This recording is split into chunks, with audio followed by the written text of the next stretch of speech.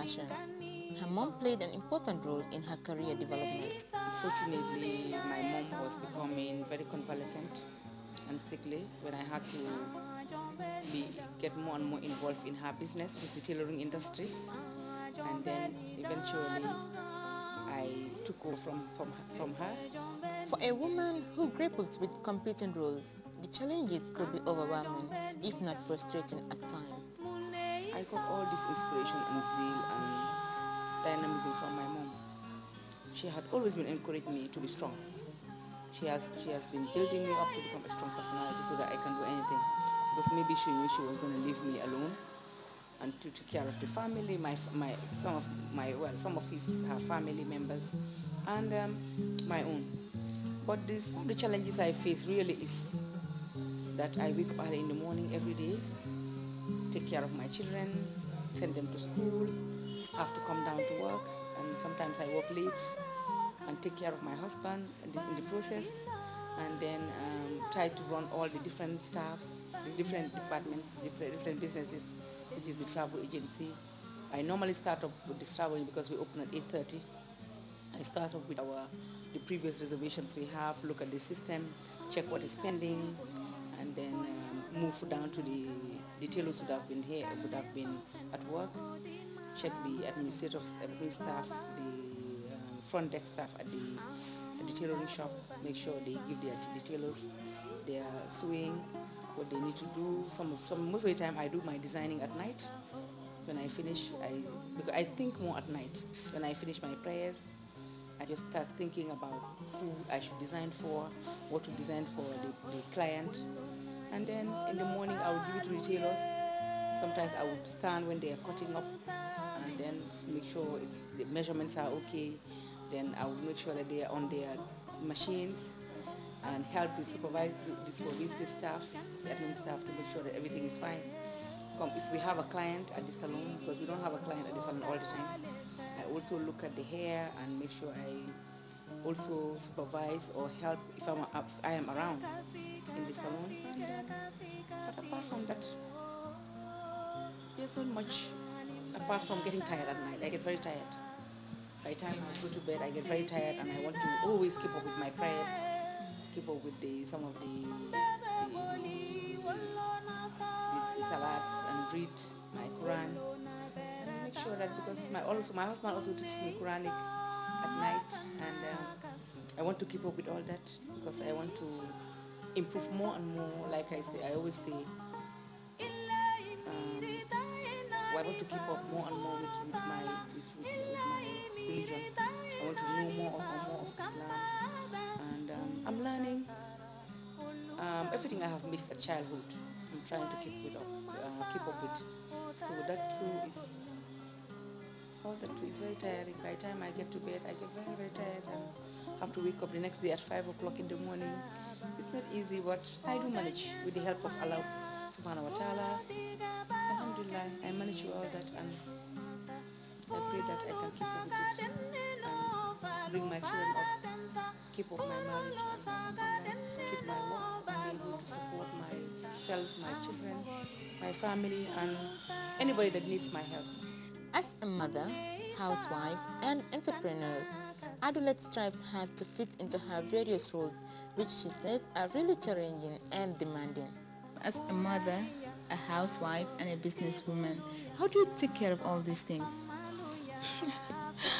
Like I said earlier on, It's a bit challenging. It is challenging. It is. Especially taking care of my children and my husband. I love them so much, and they love me so much. They do help me at home. My children help me. When we wake up in the morning, the first thing we do is our prayers, do our du'as to Allah subhanahu wa ta'ala for an hour or so, and then after finishing, they would do their chores. I would tell the female, I have one girl and four boys. But one of them is I've taken to madrasa in Tiwawan. He was named after Serigne Mansour Sy, Barom Daraji. And fortunately for me, I had the willpower and the heart, knowing that one day he would finish and come back home with all the spiritual knowledge I want him to gain. I sent him to Tiwawan, to his father's home,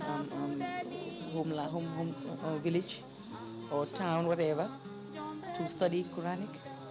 So the two that are here, and the girl, they normally help me in the morning.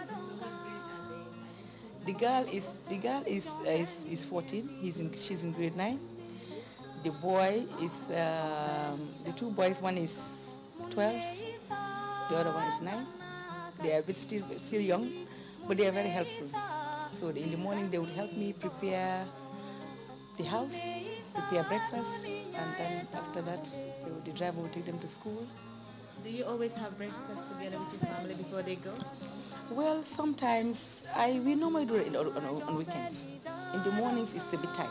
By the time they finish, I normally prepare their sandwiches and drinks and snacks and put it in the bags, in their school bags. I eat my own breakfast with my husband when he's around, because my husband is not always around. So, but on weekends we do sometimes have breakfast together, because on Saturdays and Sundays is their whole day Quranic day. They go to do their Quranic school outside of the house. When they come back, we all have a Quranic lessons together. Also, we have an ustaz who comes in and give us Quranic class in the evening, in the afternoon, me and them. And so we have breakfast in the morning together sometimes on Saturdays and Sundays. After that, I'm down at work, like I said earlier on, at the office, at the tailoring shop, at the salon, and then if I have meetings to attend, sometimes I have busy schedules on meetings with some of the boards that I sit in, and some of the associations I am involved with, some of the women empowerment programs I'm involved with the Women's Bureau and some of the women associations in town. I do go on meetings. Most of my time is taken on meetings all day. When I come back, I have to do some of the work in the office, and then sometimes I close at 6, sometimes 7, sometimes up to 10 o'clock. It depends on the amount of work I have. And then but when after school they stay for studies at school. After school they will come in and I will help them do their homeworks in the office, and then we're off to do our prayers together. We pray Isha together, do our du'as before going to bed. Alhamdulillah, and we thank God for that, to give us, and we praying that God continues to give us the strength to be able to do this. But what about your household chores, like the cooking and the laundry and all those things? Do you do it all, or you leave them to the maids to do them? I do not cook. See, I have stopped cooking for a very long time now, and because I don't have the time. I have the maids to do it for me. Well, I do not call my maids maids. I call them my sisters, because the maid that does my cooking has been with me since my eldest son was born, and my eldest son is now 25 years. So you can know that's my sister. I travel with her all the time. Whenever I travel with the children, she comes with us, and she's no longer a maid. So she's the one that does my cooking. I teach her as part of the family, and I teach her to cook. All my recipes. Sometimes when my husband is around, I just feel like cooking dinner for him. I do. Like if it's a quick dinner, quick one, like a quick baking or quick grilling, I do it for myself upstairs. But apart from that, she does my cooking, and I have somebody who comes in every week, twice a week, and does my laundry. I have another one who does the children's, children, how they take off dirty clothes all the time and their uniform. Somebody is here. That one too has been brought up by me, by my mom. My mom died and left her with me, so she also helps me with the children's clothing, washing and laundry.